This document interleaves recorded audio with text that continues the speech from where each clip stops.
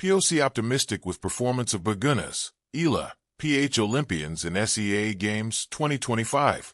Philippine Olympic Committee Secretary General Wharton Chan spoke highly of the Olympians competing in SEA Games 2025, optimistic that they would take home gold medals. He also spoke of Team Philippines flag bearers Brian Bagunas and Eala. Philippine Olympic Committee Secretary General Wharton Chan was optimistic that Team Philippines top-tier athletes, such as the Olympians and flag bearers, would deliver the gold medals in SEA Games 2025. Among the Olympians who are competing in Thailand for the Southeast Asian Games are boxers Yumir Marcial, Nesty Patricio, Era Villegas, and Hergy Basayadin. In Asahan Lahaing, Yem will be on their A game, Chan told Signal on the day of the opening ceremony. They're also motivated to do another Olympics in LA. Foresight, gold medal haul, and yen per yen from our Olympians. He also spoke highly of Team Philippines flag bearers in the opening ceremony. Alas Pilipinas men Captain Brian Bagunas and tennis star Eala. We have showcased Philippine volleyball on the world stage. Kaya natin magcompete in the world level, Chan said, referring to Bagunas and Alas, who beat Egypt in the recent FIV Men's World Championship in Manila. With Eala, the new face of Philippine sports, especially with women, kakaiba pa. Kita natin world-class, world-renowned, he said of the world number 52 tennis star.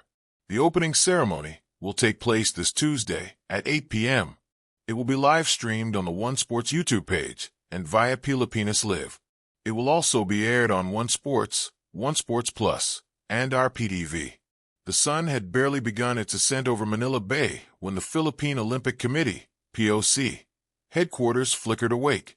The SEA Games season had arrived again, this time for the 2025 Southeast Asian Games, and the air inside the building hummed with a rare mix of tension, hope, and unshakable belief.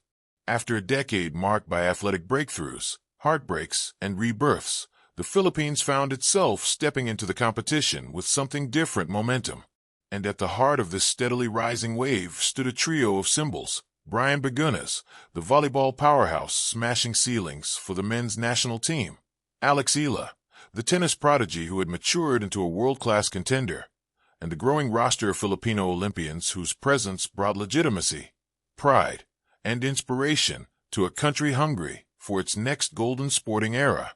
Today, the POC held its final pre-games huddle with the press, and optimism radiated from every banner, every handshake, every determined stride of an athlete brushing past the hallways. But this optimism, hope sharpened into purpose, wasn't born overnight. It was forged. The new language of hope. The Philippines had always loved sports. It lived in every barangay court echoing with bouncing basketballs, every seaside community where children chased waves, and every schoolyard where dreams were first planted. But the SEA Games had become more than a competition. It had become an identity checkpoint, a reminder of how far the nation could climb.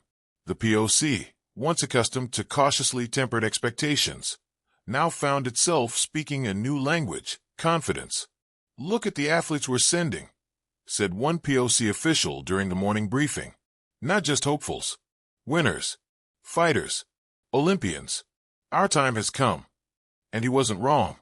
The roster was a blend of battle-hardened veterans, newly crowned champions, rising teenage stars, and world-class training products molded both locally and abroad. But three names consistently floated above the rest, not simply for their medal potential, but for what they represented.